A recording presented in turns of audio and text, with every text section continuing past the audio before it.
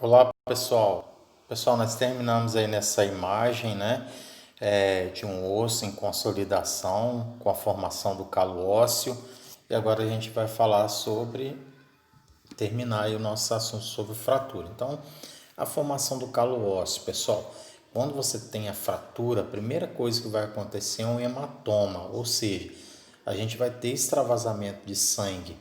Então, a gente acha e muitas vezes o osso é um tecido morto. Na verdade, não. O tecido, um dos tecidos mais vivos que a gente tem no corpo é o nosso osso, né? Ele aí que é responsável pela formação de células sanguíneas. Quando você tem uma pancada, que o osso sofre uma fratura, a primeira coisa que vai acontecer é um hematoma. Então, isso aí vai ser um sinal de que alguns vasos sanguíneos precisam fazer uma nova vascularização aí. Então, o hematoma, a organização desse hematoma geralmente acontece em 12 horas. Então, você teve a fratura, em 12 horas você vai ter o hematoma. Então, aquela vermelhidão vai aparecer, né? Aí você já começa a proliferação celular a partir de 16 horas. Então, qual que é o primeiro passo para a nossa fratura, pessoal? A formação de um hematoma. Então, esse é o primeiro passo que o nosso organismo faz para consolidar uma fratura.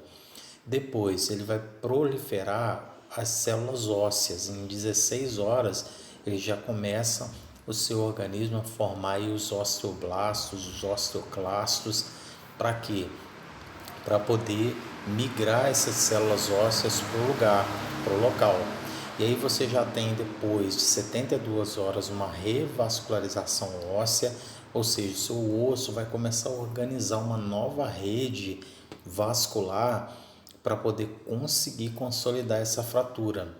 Aí você já tem tecido de granulação, que são fibrose, né? O tecido fibrótico.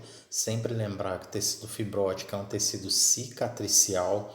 Então, a fibrose ela acontece em todas as partes do nosso organismo, pessoal. Onde a gente tem aí uma lesão. Acontece na pele, acontece no músculo e no osso é a mesma coisa. Então, a gente vai ter o tecido de granulação chegando naquele lugar para poder fazer a cicatrização. Então, em 21 dias mais ou menos, daquela fratura imobilizada, né, a gente vai ter aí a formação dessas células para poder fazer aí a nossa cicatrização. Depois você já tem de 6 a 12 semanas a formação de um calo mole, né?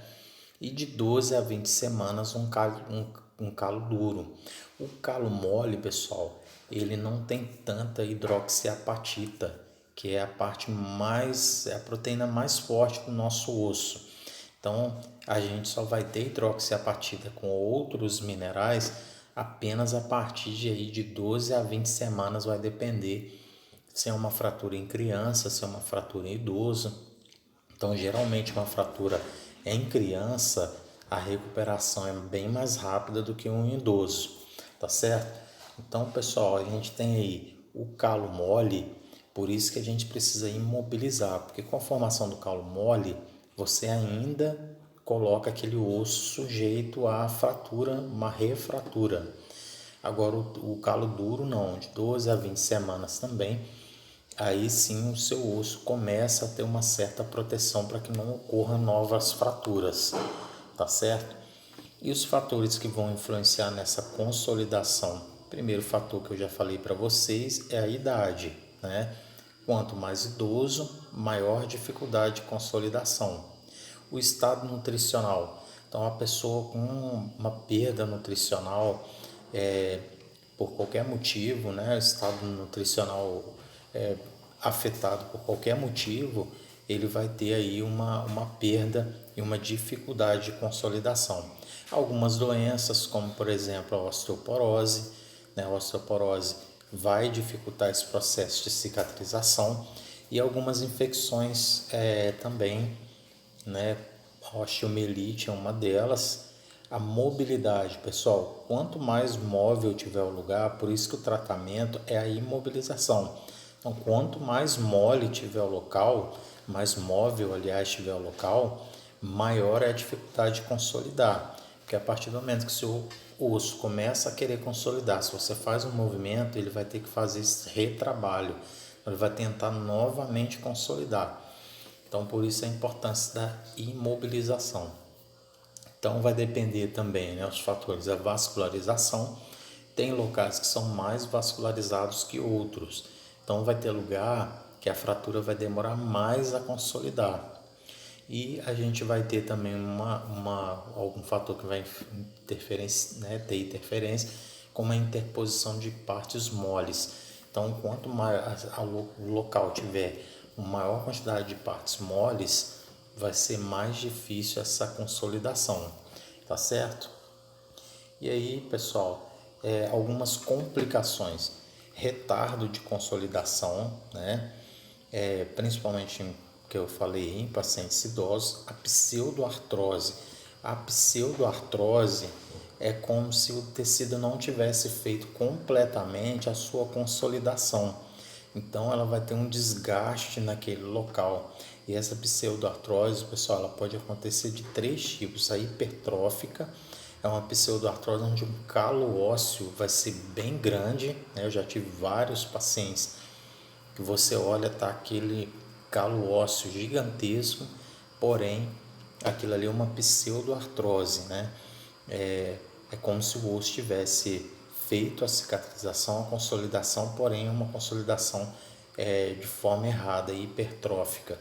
Nós temos a hipotrófica, né? Que aí é o contrário, você não tem uma formação de calo ósseo suficiente para poder estabilizar aquele osso novamente.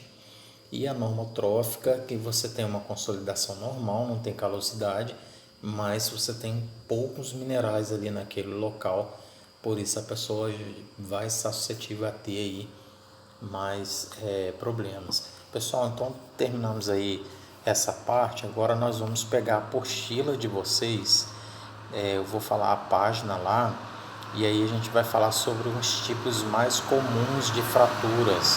E também vamos falar, além das fraturas, nós vamos falar aí das luxações, tá certo?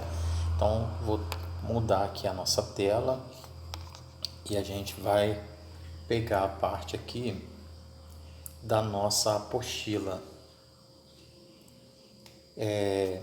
Enquanto eu abro nossa apostila aqui, pessoal, então o que vocês vão fazer? Vão pegar essa aula que a gente está dando, as 3 primeiras partes da aula, anotem tudo que a gente está falando aqui, porque é muito importante para o técnico de mobilização ortopédica conhecer os tipos de fratura. Então, após o médico fazer a avaliação, quem vai fazer o manejo da imobilização serão vocês. Então, a gente precisa entender que tipo de fratura que está acontecendo ali naquele local, tá certo? Então, só esperar o documento abrir. Eu vou falar para vocês em qual página, né, que vocês vão estar abrindo para a gente conseguir aí continuar a nossa aula.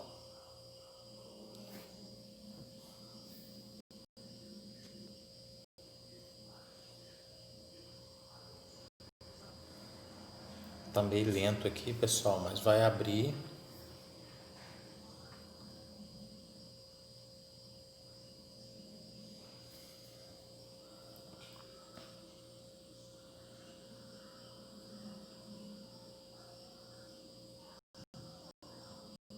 Então, pessoal, enquanto abre aí, a gente vai fazendo. Então, vocês vão anotar, né?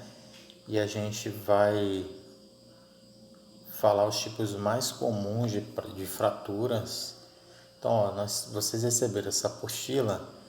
Logo a gente não vai falar sobre essa parte da introdução, né? Os ossos a gente já falou, né, na anatomia. Falamos do esqueleto axial, do esqueleto apendicular, nós também já falamos lá na anatomia. Falamos também sobre a classificação dos ossos. E aí aqui sim a gente vai entrar numa parte bem importante para a aula de hoje. A gente vai falar aqui das condições que pode acontecer aí com a pessoa e com os tipos de fratura que podem acontecer. Então, pessoal, uma entorse, né? A gente precisa diferenciar o que é entorse, o que é luxação e o que é fratura. Já logo de cara a gente precisa entender que muitas pessoas falam assim, foi uma entorsezinha, né? E aí classifica como se uma entorse não fosse nada grave. As entorses são graves, muitas vezes são mais graves do que as fraturas. Nós temos também a luxação. Às vezes a pessoa fala, foi uma luxaçãozinha, não foi fratura. Não existe luxaçãozinha, pessoal. Toda luxação é grave, tá? Então nós temos subluxação, que aí são mais leves. Agora nós temos luxações bem graves. E a gente vai falar o que é cada coisa dessa aí. Então o que é entorse? Pessoal, a entorse é uma torção forçada de uma articulação, resultando em uma ruptura parcial dos ligamentos de suporte e pode resultar em danos graves aos vasos sanguíneos e tendões. Então, entorse, pessoal, a pessoa vai ter uma força de torção, né? Pode acontecer, e é muito comum acontecer entorse talocrural, que é a entorse de tornozelo. Então, essa entorse de tornozelo, você muitas vezes tem lesões aí ligamentar. E lesão em ligamento, às vezes, é mais grave do que lesão óssea. O ligamento, pessoal, a regeneração do ligamento, ela é mais lenta do que do osso. Nosso organismo ele foi preparado para fraturas, mas para entorses, né, os ligamentos são tecidos extremamente pouco vascularizados. Então, se tem pouca vascularização, maior dificuldade de cicatrização, né? Então, muitas vezes uma entorse é mais grave, às vezes vai ser até cirúrgica, né? Quando é uma entorse que você tem uma lesão completa do ligamento. Então, muitas vezes uma entorse vai ser bem mais grave do que uma entorse, pode ser mais grave que uma fratura. Pessoal, a luxação é a mesma coisa, só que a luxação ela ocorre quando o contato articular dos ossos que formam a articulação ele é completamente perdido. Então nós temos um osso em contato com o outro. Ele não vai quebrar nada, pessoal, mas ele vai sair do lugar, né? E quando sai do lugar, eu tenho certeza que vocês já viram uma pessoa luxar o ombro, que o ombro sai do lugar, que o paciente sente uma dor pavorosa e o tratamento muitas vezes é a reposição, né, do osso no lugar e que é muito dolorido. Eu já vi muitos pacientes aí com luxação de ombro chegar no serviço lá de emergência com muita dor e aí ter que fazer essa reposição. Então as luxações mais comuns que acontecem, pessoal, é de ombro, porque o ombro é a articulação mais móvel que a gente tem no corpo. Então está muito suscetível a fazer a luxação. Luxação de cotovelo. A luxação de cotovelo é muito comum em quedas onde a pessoa vai tentar segurar e aí ela tem o peso do corpo contra o cotovelo e aí muitas vezes ele faz a ulna, ela sai da articulação com o húmero e aí eu tenho certeza que muitos de vocês já viram ou já ouviram falar em pacientes aí que tiveram luxações graves aí de cotovelo ou ombro.